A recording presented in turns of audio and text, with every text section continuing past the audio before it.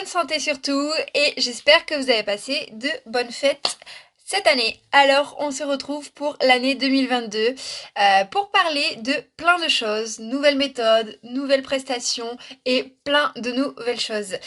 Il faut savoir les filles qu'il y a beaucoup de filles qui ont recours au microblading ou au micro-shading.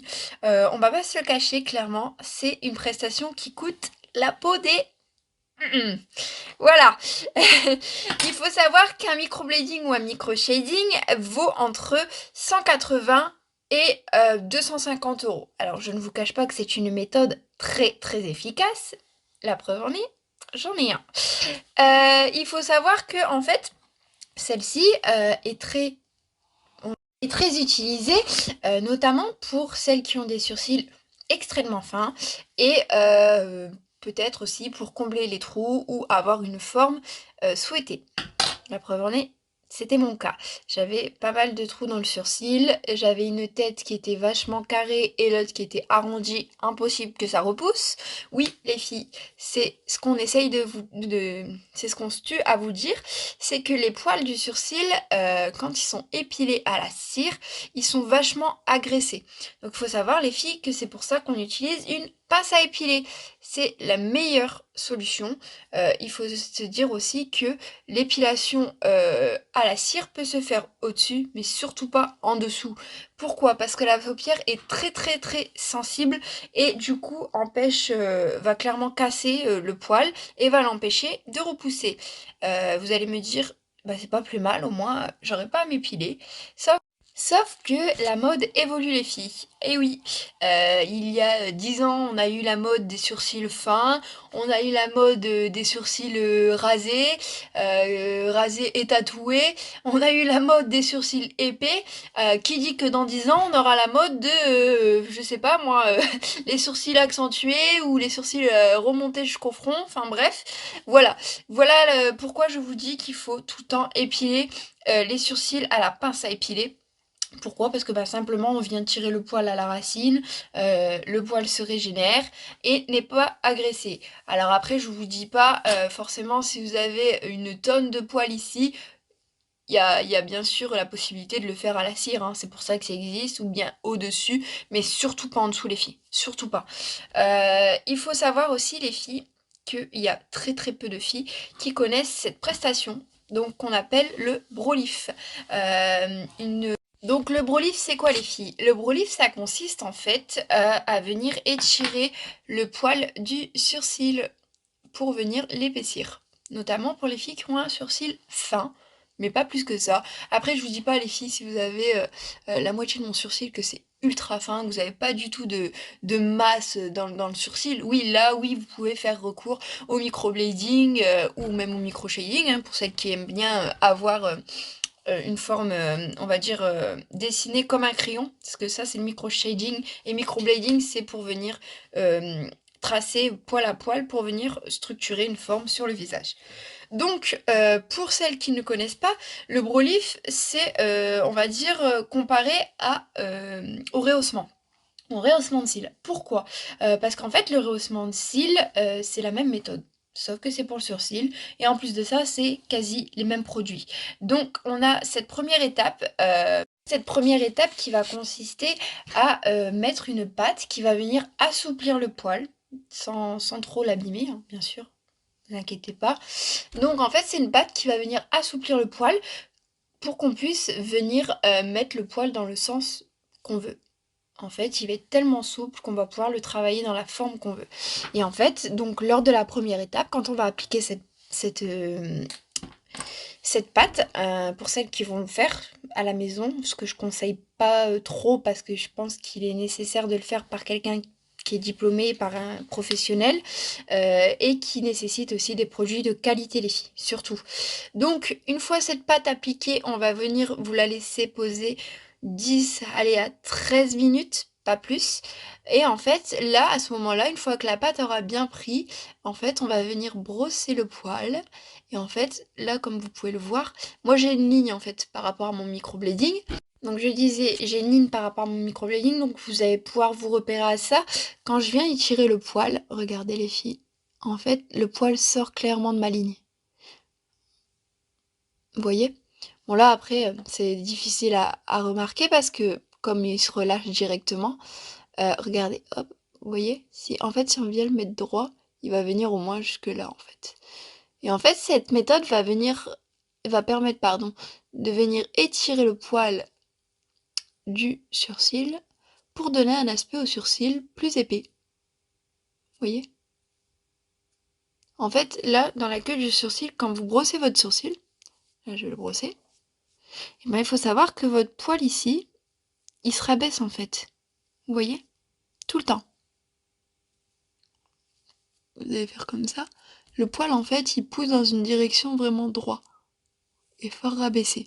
Alors qu'en fait, le principe du brolis, ça va permettre en fait de venir étirer le poil droit.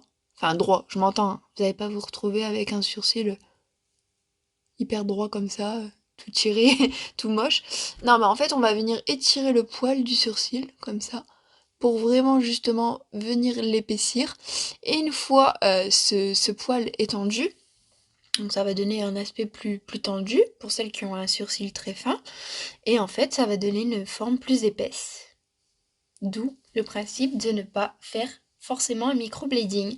Une fois cette pâte appliquée, on va venir enlever l'excédent et on va venir mettre la deuxième étape qui s'appelle la pâte fixatrice.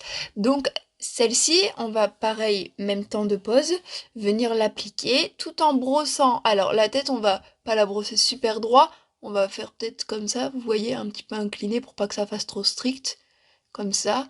Et ensuite, comme je vous le disais, quand on va venir le brosser, on va venir l'étirer, il va vraiment garder sa forme avec la pâte qu'on va appliquer.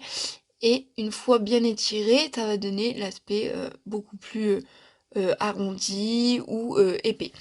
Une fois cette pâte pardon, fixatrice appliquée, on va laisser poser pendant 10 à 13 minutes, pas plus. Et ensuite, une fois que c'est posé, c'est tout les filles. Sachez que cette pâte-là, posée pendant un mois, c'est posé quoi. On peut plus y toucher, c'est comme un rehaussement en fait. Après, je vous dis tout en fonction de la pigmentation de votre peau, comment elle réagit, comment ça tient. Ça peut durer plus longtemps, comme moins longtemps, mais ça va donner cet aspect bien tendu.